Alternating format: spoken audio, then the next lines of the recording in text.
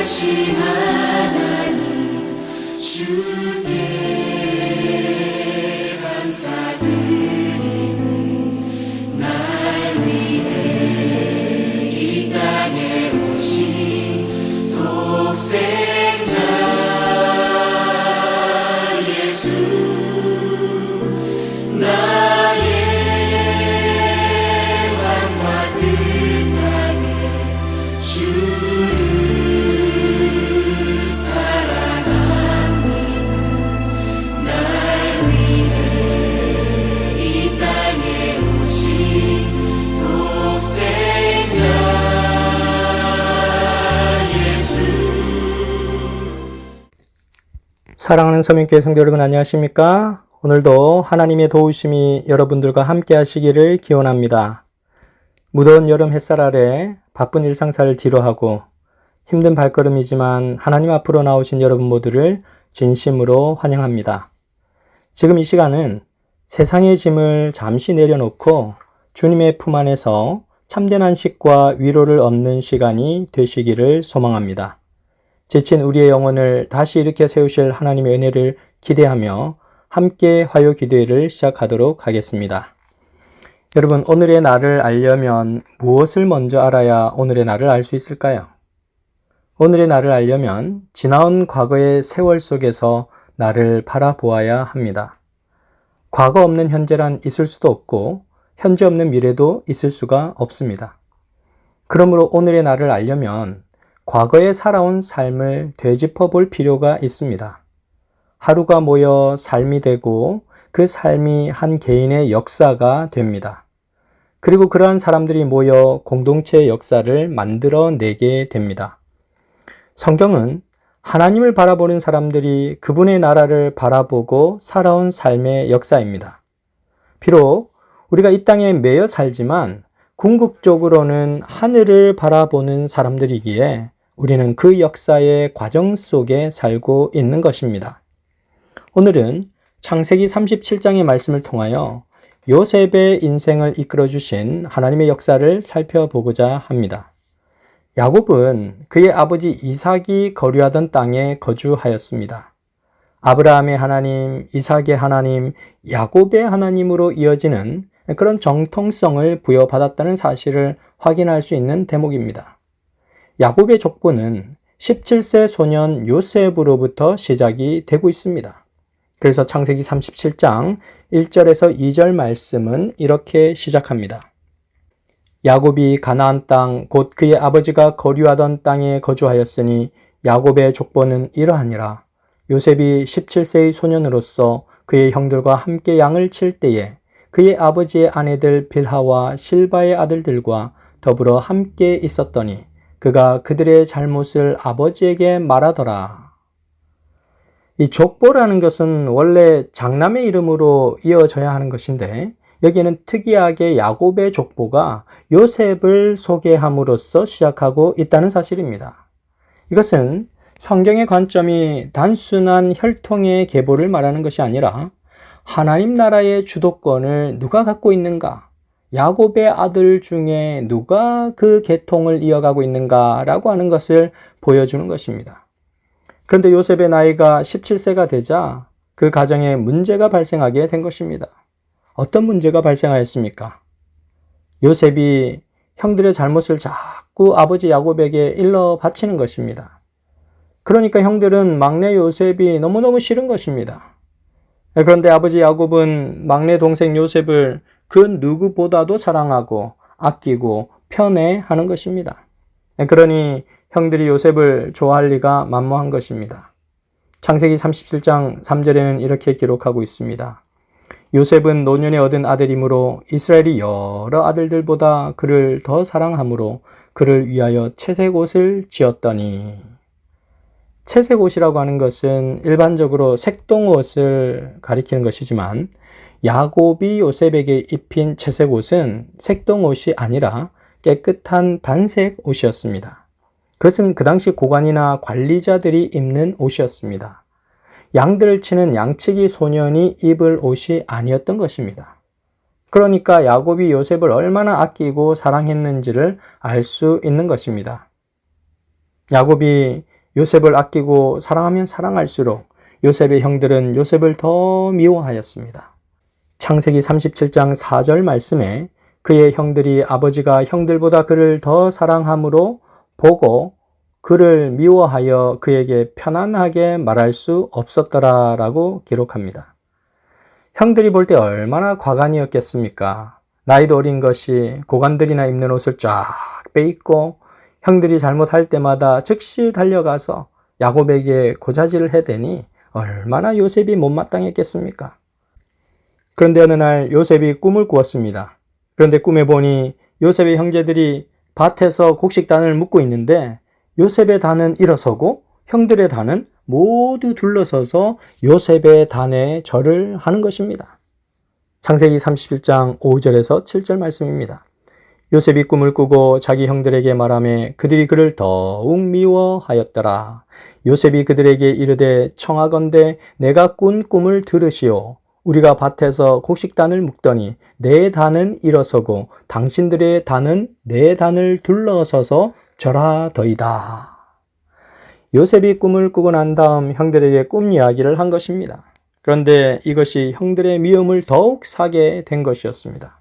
요셉의 형들은 요셉에게 인사하는 것조차 싫어했는데 요셉이 꿈속에서 자기들이 요셉에게 절을 한다고 하니 얼마나 더 화가 치밀어 올랐겠습니까? 창세기 37장 8절 말씀을 보면 요셉에 대한 형들의 감정이 어떠하였는지를 우리는 짐작할 수 있습니다. 그의 형들이 그에게 이르되 내가 참으로 우리의 왕이 되겠느냐? 참으로 우리를 다스리게 되겠느냐? 하고 그의 꿈과 그의 말로 말미암아 그를 더욱 미워하더니 점점점 형들의 미움의 강도가 세지는 것입니다. 여기 보면 그의 꿈과 그의 말로 말미암아 그를 더욱 미워하였다라는 대목이 나옵니다. 사람들은 보통 어떤 사람들이 하는 말의 내용보다는 그 사람이 하는 말투 때문에 기분이 더 나빠지거나 상처를 받는 경우가 더 많습니다. 아무리 옆에 사람이 좋은 말을 해줄지라도 그 말투가 아름답지 못하면 그 말투 때문에 기분이 상하게 되는 것입니다. 우리 그리스도인들 가운데서도 바른 말을 잘하시는 분, 옳은 말을 잘하시는 분들이 계십니다. 그런데 굉장히 아이러니한 것은 사람들이 바른 말을 할 때, 옳은 말을 할 때 그것을 듣고 변화되거나 자신을 돌아보게 되는 경우가 별로 없다는 사실입니다. 정말 말은 옳은 말인데 듣고 싶지 않아지는 것입니다. 사람을 변화시키는 것은 말의 내용보다는 말의 태도에 더 큰 비중이 있습니다. 그 사람이 어떤 마음으로 나에게 말을 하는가 라고 하는 것은 그리스도인의 언어 생활 가운데 매우 중요한 포인트라고 할 수 있습니다. 희한하게도 사람들은 말에 담긴 그 사람의 마음을 기가 막히게 읽어낸다는 것입니다. 형들은 요셉이 말하는 꿈의 내용에 대해서 아주 불편해했을 뿐만 아니라 형들에게 말하는 그의 말투에 대해서 매우 불편해한 것입니다. 그래서 형들은 요셉 이 녀석 언젠가 한번 걸리기만 해봐 하며 벼르고 있는 그런 상황이 되었던 것입니다.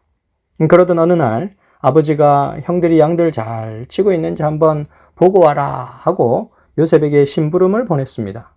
창세기 31장 14절에서 15절 말씀을 보시도록 하시겠습니다. 이스라엘이 그에게 이르되 가서 내 형들과 양떼가 다 잘 있는지를 보고 돌아와 내게 말하라 하고 그를 헤브론 골짜기에서 보내니 그가 세겜으로 가니라. 어떤 사람이 그를 만난즉 그가 들에서 방황하는지라. 그 사람이 그에게 물어 이르되 내가 무엇을 찾느냐. 요셉이 아버지의 집을 떠나 세겜으로 갔는데 거기서 형들을 아무리 찾아도 형들이 보이지 않아서 형들을 찾지를 못했습니다. 그래서 요셉이 이곳저곳을 두리번 하고 있으니 어떤 사람이 멀리서 보고서는 요셉에게 다가와서 누구를 찾으시오? 라고 물어보았습니다. 그랬더니 요셉이 자기의 형들을 찾는다고 대답을 했습니다. 그랬더니 그가 형들은 여기에 없고 도단으로 갔다 라고 말을 해 주었습니다. 그 말을 듣고 요셉은 다시 도단으로 향해서 갑니다. 도단은 세겜에서 약 20km 정도 멀리 떨어진 곳이었습니다. 웬만한 사람이라면 그렇게 먼 거리라면 아예 이제 포기하고 돌아갔을 텐데 요셉은 포기하지 않고 다시 형들을 찾으러 도단까지 걸어가는 모습을 보여주고 있습니다. 제가 만약 요셉이었다면 도단까지 가지 않았을 것 같습니다.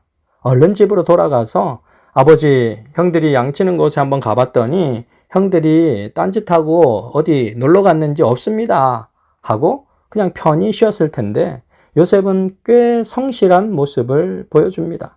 거기서 포기하지 않고 다시 20km를 걸어서 도단을 향하여 걸어간 것입니다. 형들이 도단에서 양을 치고 있다가 멀리서 요셉이 오는 것을 알아보았습니다.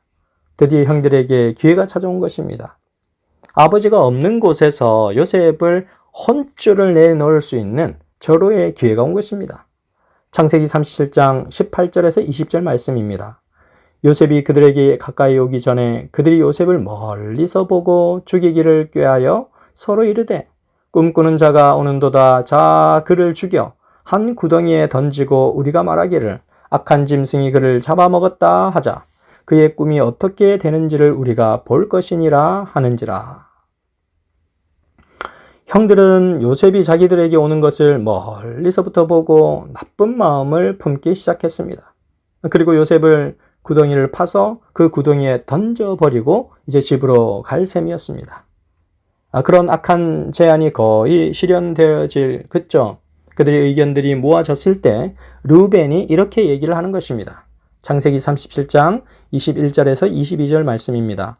르우벤이 듣고 요셉을 그들의 손에서 구원하려 하여 이르되 우리가 그의 생명은 해치지 말자. 르우벤이 또 그들에게 이르되 피를 흘리지 말라. 그를 광야 그 구덩이에 던지고 손을 그에게 대지 말라 하니 이는 그가 요셉을 그들의 손에서 구출하여 그의 아버지에게로 돌려보내려 함이었더라.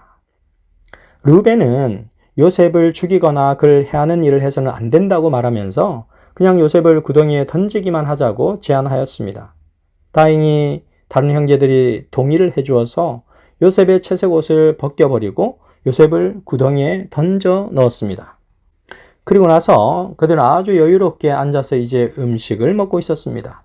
그런데 이 장면이 정말 의미심장합니다. 요셉이 구덩이에 빠지고 나서 그가 얼마나 살려달라고 애걸복걸하면서 소리치면서 눈물을 흘리면서 그에게 요구했을까요? 그런데도 요셉의 형들은 아랑곳하지 않고 맛있게 음식을 여유롭게 먹고 있는 것입니다. 요셉은 형들의 분노가 이렇게까지 깊을 줄은 꿈에도 몰랐을 것입니다. 그런데 요셉은 비로소 혼자가 되고 나서야 형들의 마음이 얼마나 불편했었는지를 깨닫게 된 것입니다. 그런데 형들이 음식을 먹고 있는 중에 저 멀리 한편을 보니까 한 무리의 이스마엘 사람들이 지나가는 것이 보였습니다. 그 사람들이 상인이라는 사실을 알고 유다가 제안을 합니다. 요셉을 죽이지 말고 이스라엘 사람들에게 팔아버리자. 그도 우리의 동생이고 혈육인데 우리가 그를 죽여서 어떻게 되겠느냐 라고 하면서 그렇게 얘기를 하니 모든 형제들이 동의를 해 주었습니다. 그리하여 요셉의 형들은 은 20냥에 요셉을 팔아 넘기게 되었습니다. 그리고 나서 그들은 계획적으로 범죄의 알리바이를 만들게 되었습니다. 요셉의 옷을 가져다가 순념소를 죽여서 그 옷을 피에 적시고 요셉의 피 묻은 채색 옷을 가져다가 아버지 야곱에게 보이고 그가 악한 짐승에게 물려 죽었다라고 알리바이를 형성해서 거짓말을 하는 것입니다. 그러한 상황을 접한 야곱은 큰 고통 가운데 빠졌습니다. 창세기 37장 35절 말씀입니다.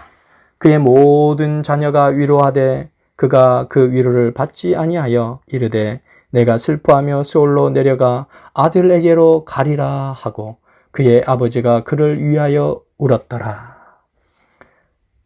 정말 예상치 못한 비보를 접한 야곱이 펑펑 우는 모습을 요셉의 모든 형제들은 지켜보았습니다. 그제서야 요셉의 형들은 자신들이 어떤 일을 저질렀는지를 깨닫게 된 것입니다. 날마다 죽은 아들 생각에 넋이 나간 그 아버지를 그들은 지켜보아야만 했던 것입니다. 정말 오래전에 한 20년 전에 저는 경남 하동에 있는 어느 요양원에 가서 일주일간 사경회를 인도한 적이 있습니다. 하루에 2번씩 새벽과 저녁에 하나님의 말씀을 전하였는데 그때 그곳에 온 여러 환자들의 눈동자를 저는 잊을 수 없습니다.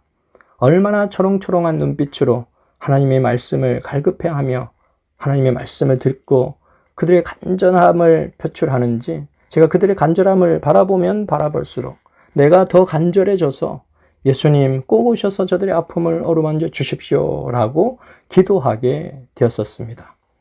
그런데 말씀을 들으러 제일 먼저 왔다가 제일 나중에 가시는 분이 한 분 계셨는데 그분은 어린 아들을 교통사고로 잃어버리고 그 충격으로 쓰러지셨는데 하반신 마비가 와서 평생 휠체어를 타고 다닐 수밖에 없는 그런 형편이 된 분이셨습니다. 말씀을 들을 때마다 눈에서 눈물이 글썽글썽거리며 견딜 수 없는 그 아픔을 간직한 한 분을 보았는데 사랑하는 아들을 잃고 어떻게 제 정신으로 살아갈 수가 있었겠습니까?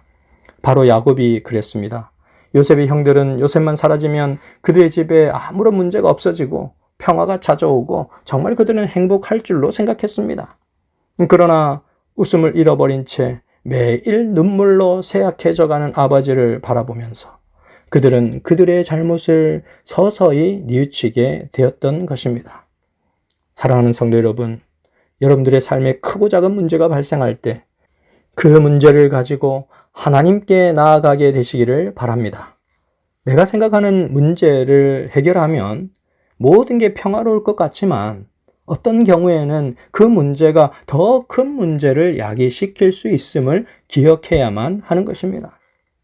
우리가 문제만을 바라보다가 사람을 놓치게 되면 우리는 분명히 더 큰 문제에 직면할 수밖에 없음을 기억해야 하는 것입니다.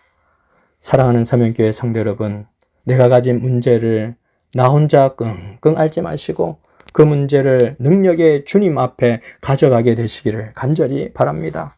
능력의 하나님께서 그 문제를 해결해 주시도록 기도하게 되시기를 간절히 바랍니다. 자, 이제 우리 함께 두 손을 모아 기도하는 시간을 갖도록 하겠습니다. 오늘의 기도 제목은 3가지인데요. 첫째는 조선영 집사님과 배현선 집사님의 건강 회복을 위하여 기도해 주시기를 부탁드립니다.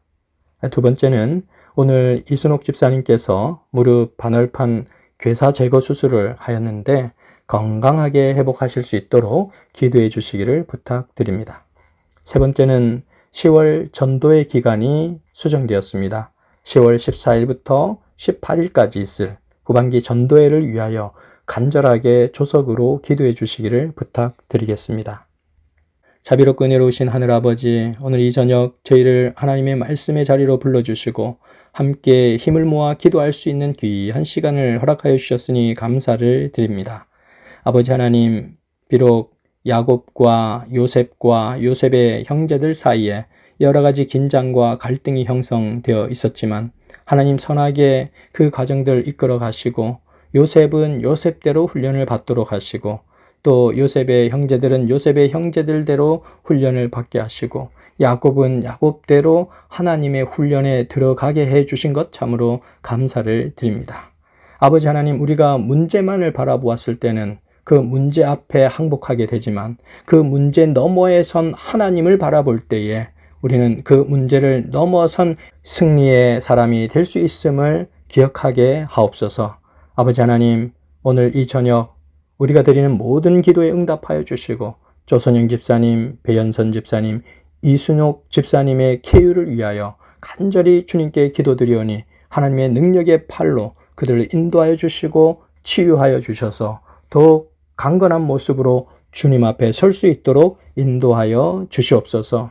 아버지 하나님, 10월 전도회가 얼마 남지 않았습니다. 10월 14일부터 18일까지 있을 후반기 전도회를 위하여 기도하오니 하나님, 그 전도회에 함께하여 주시고 강사 목사님을 통하여 울려 퍼질 하늘의 메시지에 우리 모두가 청종할 수 있도록 인도하여 주시고 또한 많은 분들이 전도회에 참석할 수 있도록 인도하여 주시옵소서.